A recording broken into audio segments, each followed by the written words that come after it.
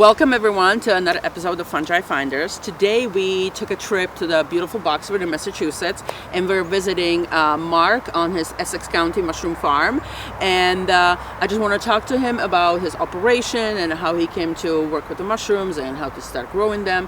So we met actually through the Boston Mycological Club, right? Yeah. And so how did you get involved with the growing of the mushrooms? And I know it keeps you busy. It's not your daytime job. It's not. So, someday maybe it will be, but Hopefully. As of right now, no.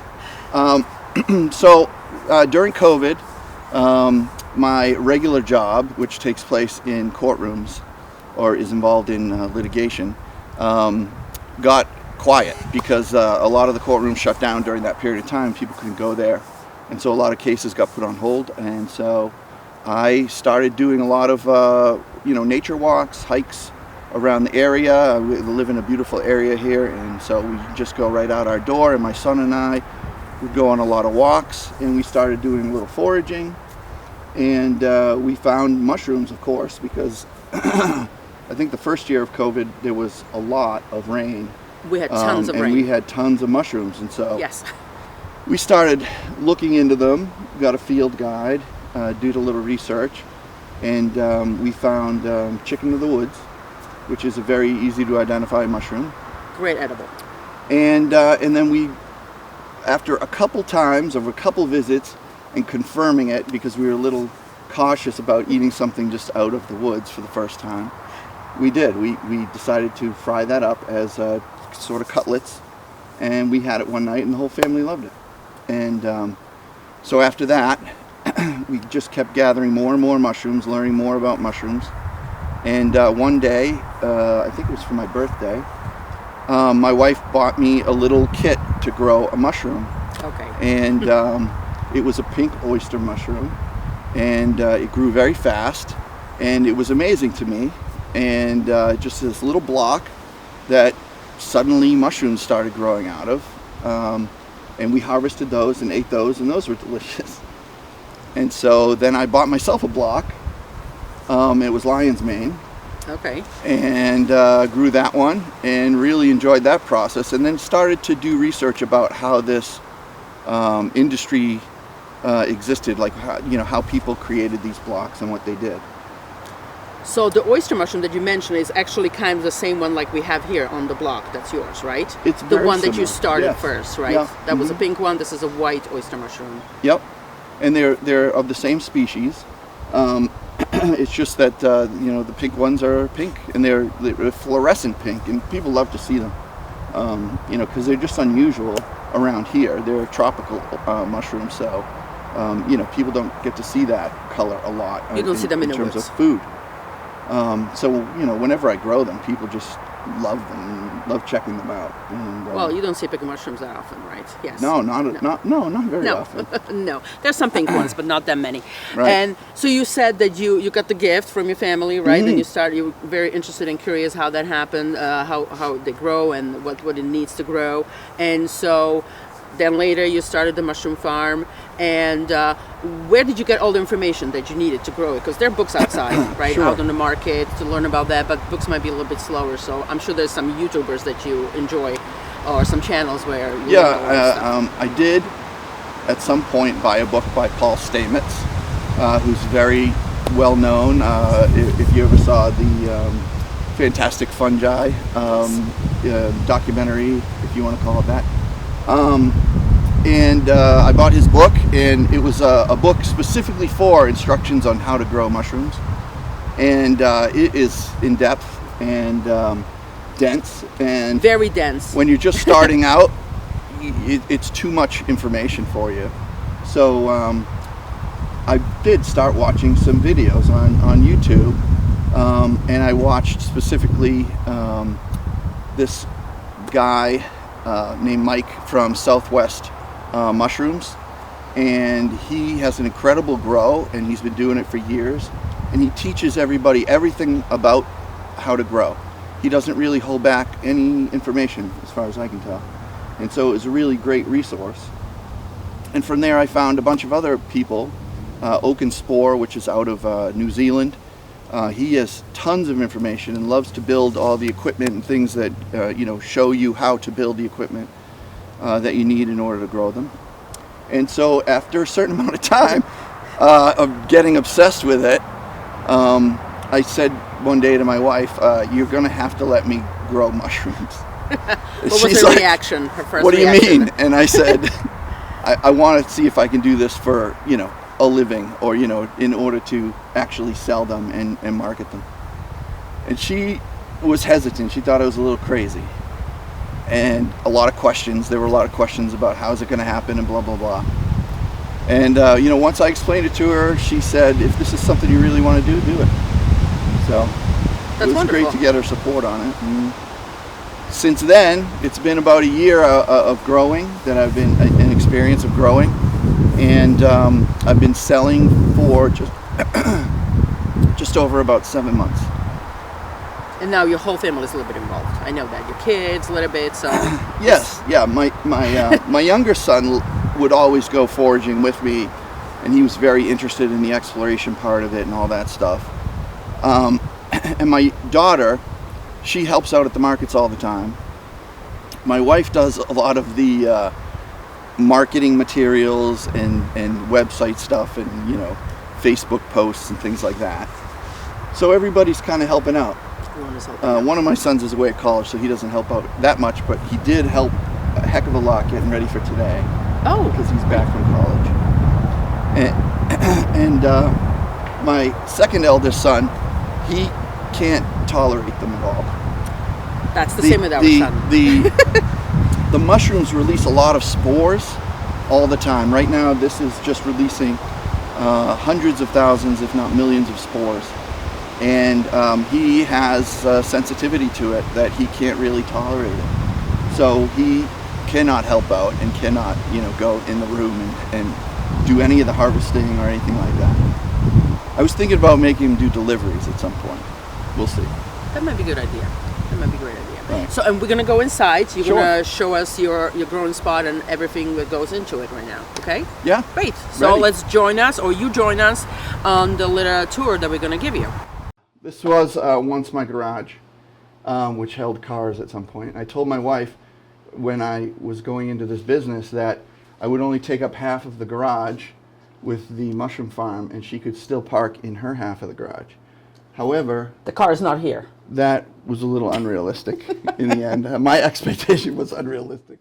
The way that I grow, and the way that a lot of people grow, is inside a hydroponics tent. And so this one is a 10 by 10 tent, and has about 7 feet of height in here so that we can stack the mushrooms from floor to ceiling on racks. In order to do this, because the mushrooms need essentially fresh air, they need really saturated oxygen, because they're like humans. They breathe in or digest, I guess, oxygen, absorb oxygen, and they exhale or release carbon dioxide. And so if you have a tent full of, whatever's in there, 3,000 pounds of mushrooms or something, 3,000 pounds of blocks, the CO2 levels will get very, very high. You could actually end up in trouble in there if you were in there without any ventilation. So in order to do the ventilation, I acquired some fans. This fan moves 850 cubic feet of air per minute if it's on its maximum setting. So that's a lot of air. And when it's running, I run it sort of on medium setting, just so that it will go for a long time. And the fan will last me a long time. And so basically it's circulating the air out of here every 2, 3, 4 minutes. 100% of the air has gone out and fresh air has come back in. And that's really necessary so that the mushrooms can grow properly. Correct. Because if there's too much CO2, the mushrooms just grow really, really tall, because they're trying to reach a better environment, better air. So the other part that we need to control inside the grow room of the tent is the humidity, because the mushrooms typically grow after a rain. They like higher humidity environments. And so in order to do that, we have to have a humidification system. And this is the humidification system that I built based on things that I learned from the YouTube videos that I watched, and all it really is a fan that blows into the box. This little fan here blows into the box, and then it pumps air through this tube into the tent. Inside that box is water. I have a water supply. And then a thing like this, which is an ultrasonic humidifier. And you plug this in, and these little discs vibrate, and they shake the water so much that it becomes mist. And so when you get the mist pumping into the tent, then you can see here, it's running right now, you get basically a cloud inside the tent. And this is the level of humidity they like to be at. There's not always a cloud in here. Once this stops blowing, it kind of settles, but it keeps the humidity at about 85%. I would say this reminds me of when I was little and we used to go into the woods, and we have to go early in the morning in the summer after the rain, and you would go into the woods and you would see the mist rising out of the ground, and that was like the best weather. My aunt would say that was the best weather to look for mushrooms. They're growing. You need to go early in the morning when the mist is coming off the ground. Absolutely. It's the same. Artificial mist. We're trying to replicate the environment outside. In fact, during the day, a lot of times, you're here, so I have the thing on, but during the day, I usually bump the humidity down to about 70%. So because like during the day, with the sun out and everything, it kind of dries up a little bit. So there's a few different ways that we grow them. Primarily, there are these bags that we have that you saw outside with the white oysters growing on. And then also we grow from some larger bags, tubes. We stuff that with hydrated straw that's been pasteurized with lime. And then we put into that bag some mycelium from the mushrooms. That is usually grown on agar plates in a lab. And so you take a piece of that and put it in. I guess there's a next stage where you have to grow that out. Usually you grow that out in some grain. And once the grain is taken over by the mycelium, you break that grain up and you put it into that big tube with the straw. Oh, into the bag, right? Yeah, or into the 10-pound bags that we use. And as long as it's super clean in there, that's why we pasteurize it. And the smaller bags are actually sterilized in a pressure cooker. As long as the environment is clean, the only thing that will grow in there is the mushrooms. And they grow pretty quickly, but each of them has their own sort of timeline on growth. Some of them, oysters tend to grow very quickly, and you can have, a bag ready to fruit, which is the next stage, in about 2 weeks. And so fruiting is the stage where we put it into the tent, and we open the bag up, and we add humidity and keep the temperatures low and circulate the oxygen. And that causes that mycelium to, instead of try to take over the substrate, it will throw off fruit because it thinks the conditions are good enough that it can release its spores into the environment and continue their life cycle. Because all the mushrooms are the fruiting body of the mycelium, right? Exactly. Like the apples on the tree, the mushrooms are the fruit for the mycelium. So they're ready to spread their spores elsewhere. Yep. They're ready for that. Yeah, it's like the part of the mushroom. There's different parts. There's the mycelium that grows on the ground, and then there's the part of the mushroom that comes up above ground and releases its spores in order to start the next generation of mushrooms. So that's the basic cultivation stages that you have to go through, right? And then you harvest them.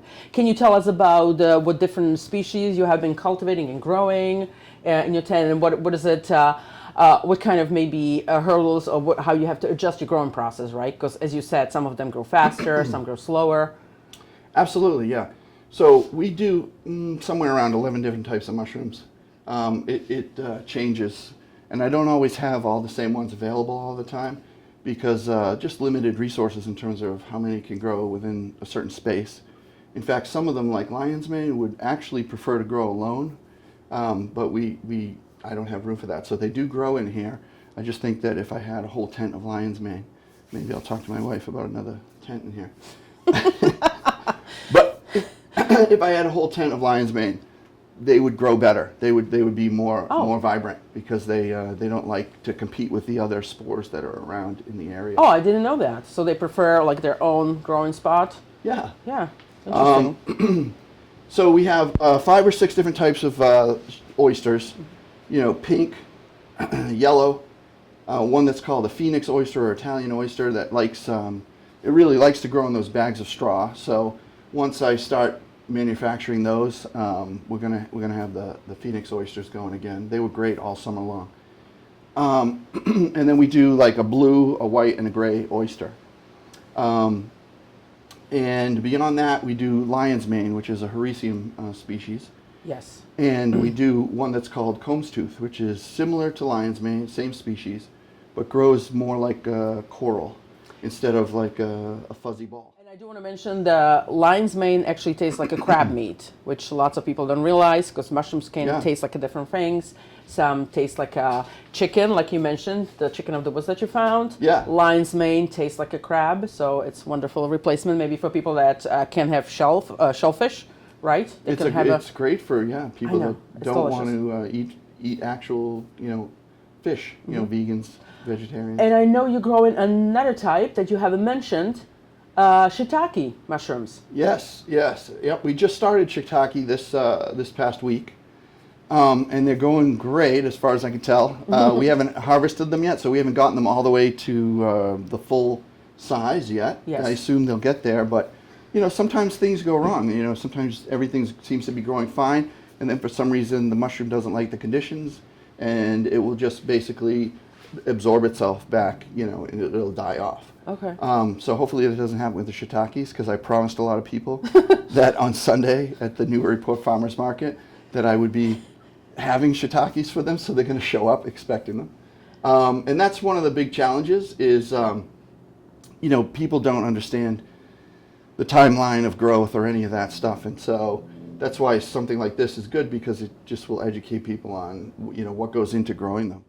We should step in, or Sure, you can show us absolutely. the rest of it. This is the CO2 monitor that measures the air, that gives us the readout out there. And behind those blocks over there is the humidity monitor. Mm-hmm. And so generally we have some fluorescent lighting in here because they prefer a cool type white or bluish lighting.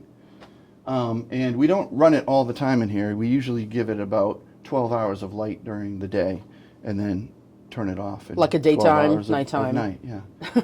And so the thing in here is, I just saw it, is that each of these mushrooms that are, nearly mature or are mature are currently releasing millions of spores. So mixed into this fog in here is spores.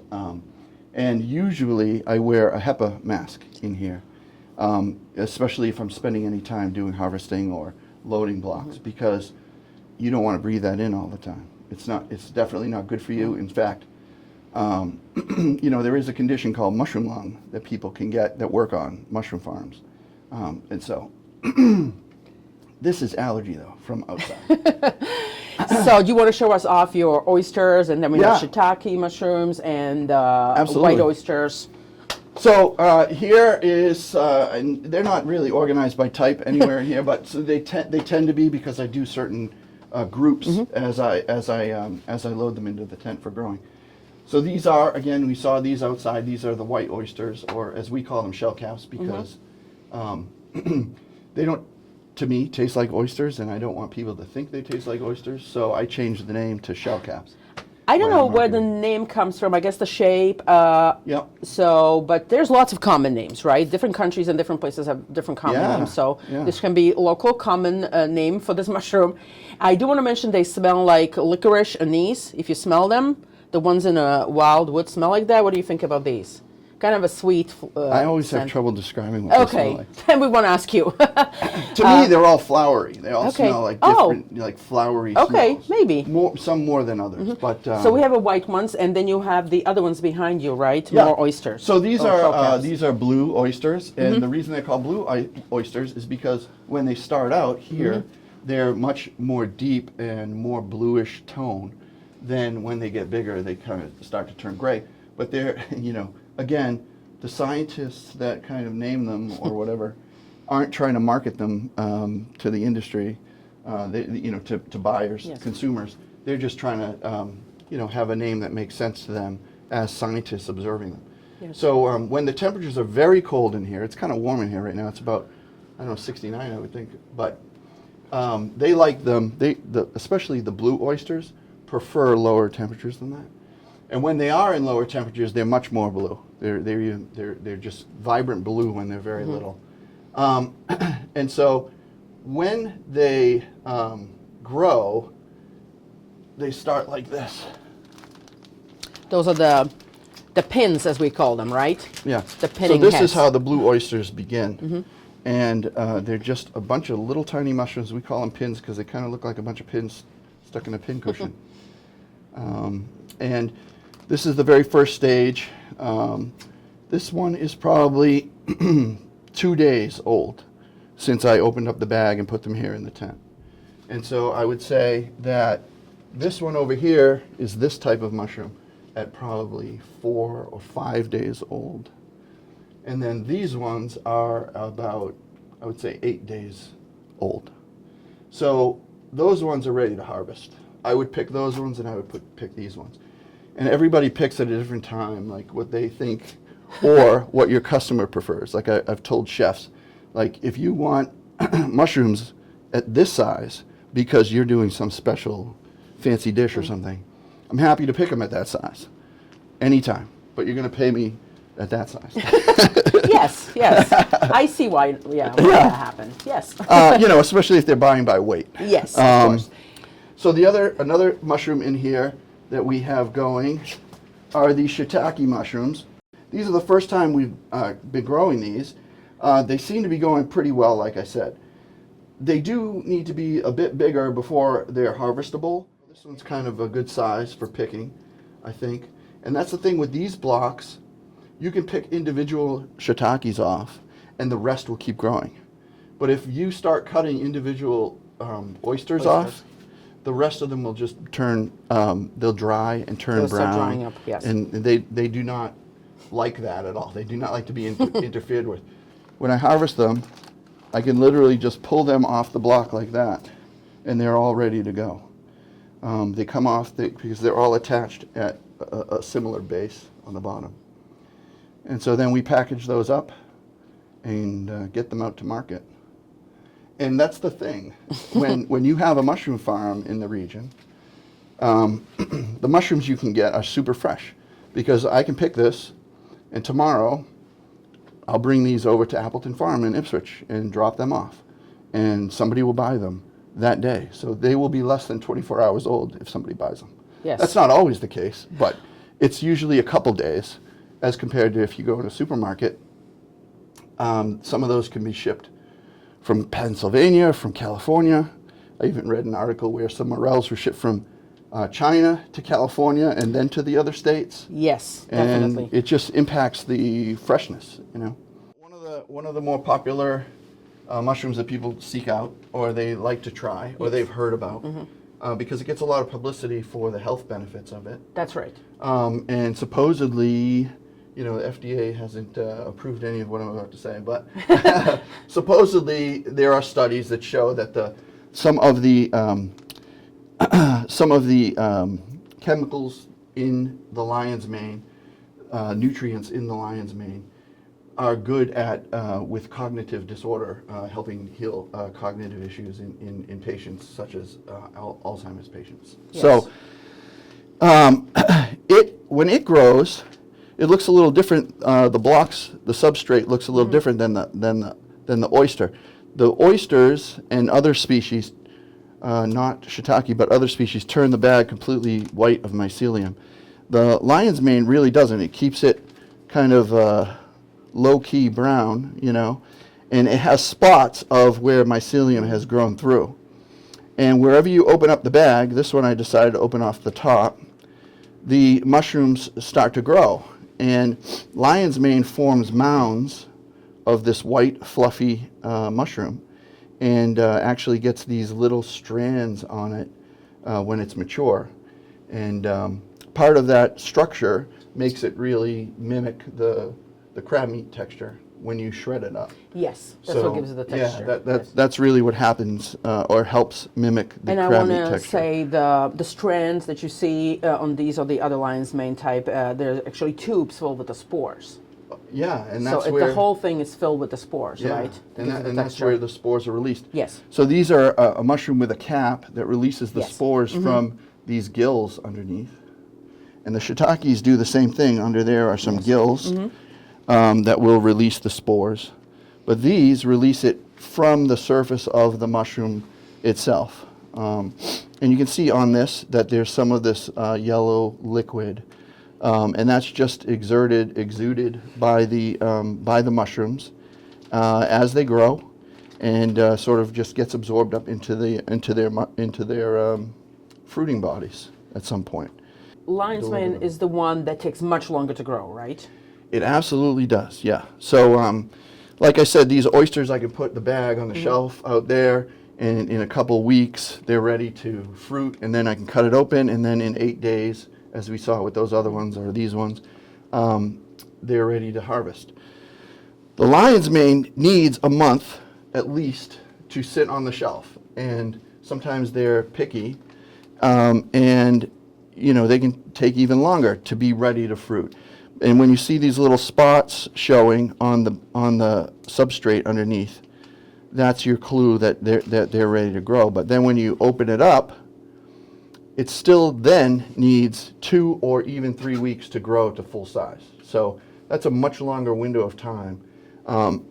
And that's why if you have lion's mane in your dominating your grow, in a small grow like this, but you need to get stuff to market really quickly, you're going to be in trouble because you're not going to have enough mushrooms on hand to deliver. Another one that we're trying to grow here is enoki. Oh. And so these are golden enoki. Okay. And you see there's a little bit of gold here in the mycelium, but inside there is nothing really yet growing. It's starting to get little bumps and pins on there, but I haven't figured out how to make the fruit come out yet. I read that they prefer a little CO2, a higher CO2 level than the rest of the mushrooms for pinning. And that's why they have the bag on them up like this, because it lets some oxygen in, but it creates like a little... Oh, like a little atmosphere closed off, right? Separate atmosphere. Like the greenhouse effect in the bag. Absolutely. Right, Yeah. yes. And so that's when the surface, once I did that, that's when the surface started to turn a little golden and get a little more rough and bumpy. So I'm hoping in a few days they'll start to I can't wait to pop see off that. some mushrooms. But they'll grow nice and tall mushrooms like this, super thin stems and little caps. Tiny little cabs. They're very popular in Japan, like Asian stores. You can buy them prepackaged. Absolutely. And actually, the funny thing is that the enoki also grows in a forest, in the woods, but it looks completely different.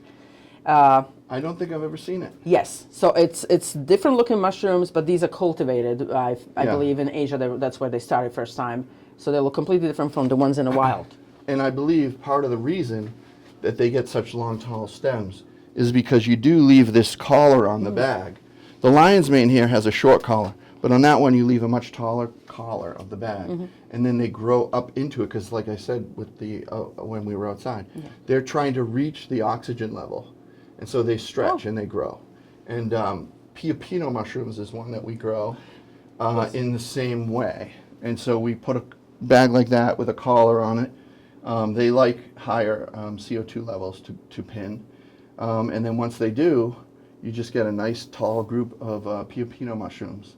And the tops of the Pioppino mushrooms look like they've been sprinkled with cinnamon, because it's like a dry, brownish kind of top on the cap. And the edges are kind of golden. They almost look like tiny little...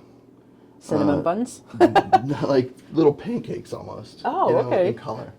They're pretty good, and they're crunchy. Their stems are a little more crunchy than most of these other types of mushrooms, even when you cook them. But the crunchiest one that we grow is called the chestnut mushroom. And last week at the farmer's market, I sold, 5-6 pounds just of chestnut mushrooms. And they are vibrant. They're kind of orangey and light yellow and they have scaly caps on them. The texture is more like a vegetable. People say similar to asparagus, not in flavor, but in I never texture. tried those. I will have to. They are really crunchy. I was like, first time I tried them, I was like, I'm not sure I cooked these long enough. I kept cooking them. They stayed crunchy. They really do. So the chestnuts and the piopinos, people like to put in soups or they like to put in pastas because they give a different texture than everything else that's in there. If the pasta is really soft, you want something kind of crunchy. Oh, yes. And those mushrooms are good for that. Sounds delicious. And they have a nice nutty flavor too, so they're good with like a cream sauce. On this size tent, it's 100 square feet, 10 by 10. In theory, if I got another shelf in here or whatever, I could probably grow about 300 pounds of mushrooms in this one tent every week, in theory. Except, the mushrooms have to be timed. I think that's one of the biggest challenges that I've found with these, is that if the lion's mane is going to take 13, 14, 15 days, you got to kind of schedule that out for whenever the market's going to be, or whenever you're going to make deliveries. Yeah. And that takes up space that otherwise you probably could have got 2 grows of oysters out of, because the oysters are 8 days to harvest. So, that is under management right now. I wish I had a nice spreadsheet or some way to chart it all out, but generally I'm winging it. I put in as many as I can in anticipation of a certain date, and hopefully they all grow. But they are their own. They have their own mind, and I planned on one market recently. I planned on bringing 50 pounds of mushrooms, and so I put in the right number of bags to reach 50 pounds. When the day came of the market, I think it was just under 30 pounds. So some of those mushrooms decided they didn't like the environment, or they were just going to take a little longer, and they did. 2 days later, they were all ready. Thankfully, I had other customers like Appleton Farms or Northern Lights Farm, or those type of farm stands that will buy those happily any day that I can bring them. Deliver to like 6 or 7 different farm stands around here and butcher shops. We do in Ipswich. We do deliver to Marini's as well as the other farms that I mentioned earlier. We do deliver to North Andover, Ava's Butchery, and also Boston Hill Farm. And then we deliver down in Wakefield, actually, which is outside of Essex County. Oh, so I'm breaking the rules on that one. But we deliver to a grocery store there called the Farmland, and they've supported us. All of those farms have supported us a really long time, and that's great, because that was when we first got going. Finding people to buy them was the issue, and these farms stepped right up and helped us right out of the gate. So that's wonderful. And this is the season for farmers markets. So this is when we've become very, very busy, to the point of like I'm scatterbrained. I don't even know what is going to happen next. But so we're doing in Ipswich. We are doing the they have a specific name for it. The homegrown market.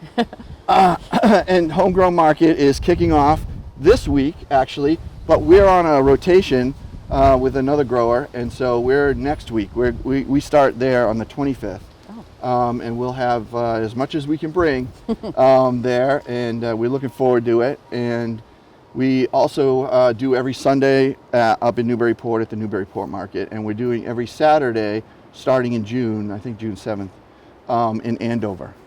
So those are the 3 markets we're trying right now. I wish I could do more. But then I'd have to start getting employees or something, and who knows? I'm not ready to go there yet. So I think that a lot of people want us to. Many markets have contacted us and asked us to, and I really wish I could do them all. But I can't be everywhere all at once. So we're trying, and eventually I hope to get big enough, outside of the garage, and get a bigger grow so that we can actually service all of those places. It would be awesome. And it will come again when your operation moves bigger and Oh, absolutely. Bigger. Yes, absolutely. I can't wait for it. Yes. I really appreciate you having us on. Oh, yes, definitely. Thank you very much for having us over at your beautiful space, at your beautiful house and in your yard. And this was a real pleasure. And I hope people will Thanks, Jana. check you out. And if they have any questions, of course, they can contact us or they can contact you. And I'm sure they will enjoy your mushrooms. Sure, and our website I should have mentioned. Yes. It's It's a little tricky. Just say it. www.thefreshestaround.com. So it's not the Essex County mushrooms, but Freshestaround.com, not the freshest. Freshestaround.com. okay.